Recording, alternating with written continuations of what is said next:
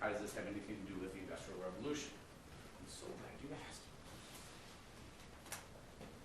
The Enlightenment is when we apply scientific methodology to solve social problems. Let's just take John Locke's idea. Okay?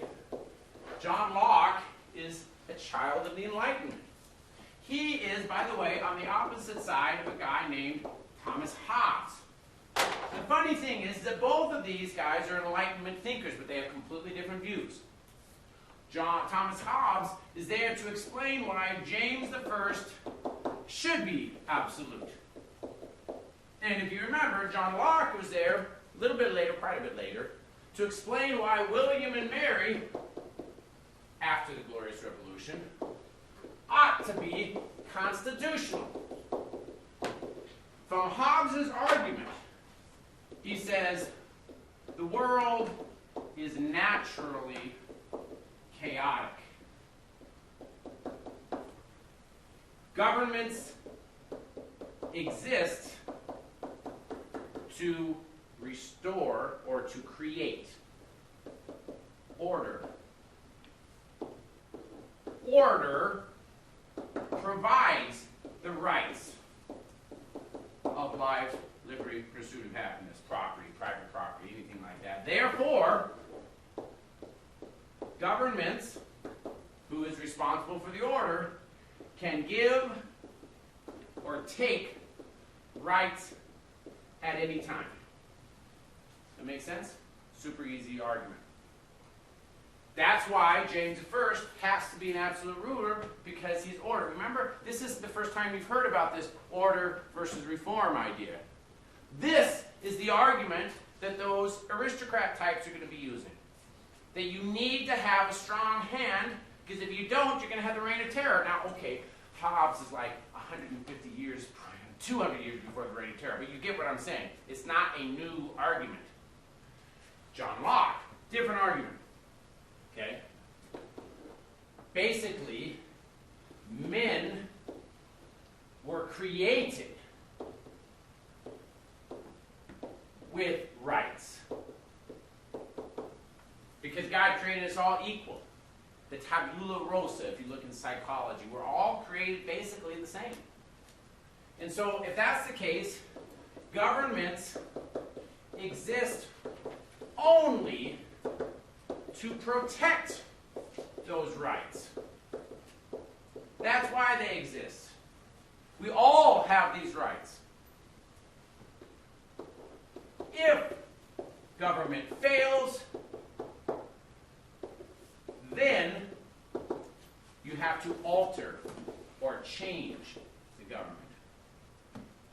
And if you can't, if no change, then you must change, or I should say, abolish the government. You can see how this justifies the Glorious Revolution in eliminating James II and putting in William and Mary. In this case, governments cannot give or eliminate rights. And this is very important, without due process. What does that mean? Seems like a technical term, but what does that mean? Go ahead. I took a civic class. So what does that mean? So like, we have checks and balances. Okay, kind of. I'm looking for a quick, we don't have that much time. Jason. You have to be tried by... You have to be shown to have forfeited those rights. They are innate. But what if I steal something from somebody else? I violated their rights. And since I violated their rights, what have I done to my own rights? I forfeited them. And how do you know if I stole something?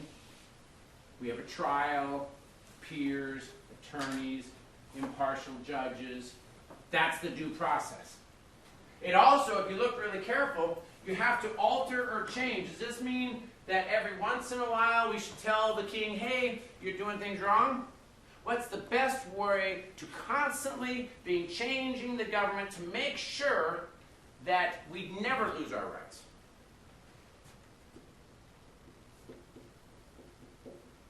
Now, keep in mind, this is a concept that Thomas Jefferson really likes. It's also a concept that people like Andrew Jackson really likes, right? Elections. We should be constantly voting. If somebody's not taking care of us as we think, we can vote them out.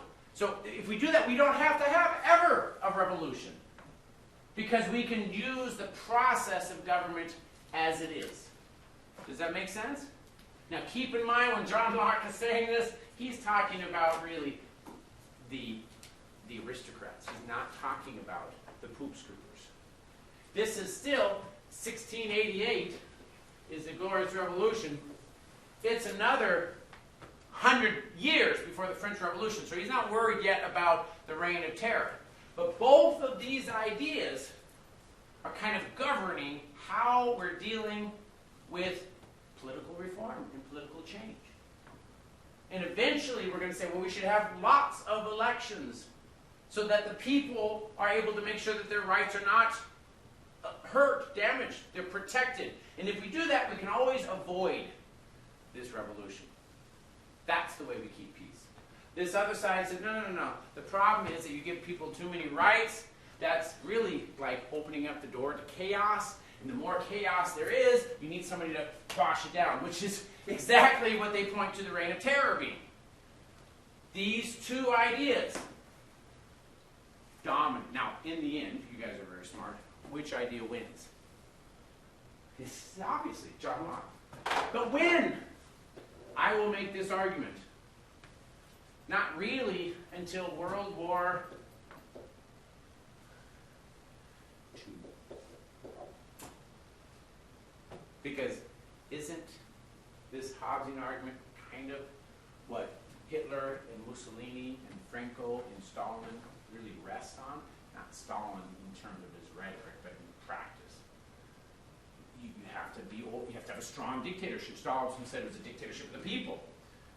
Hitler said we have to have a dictatorship of the people too, but of a different kind. Mussolini, I'm just going to be strong.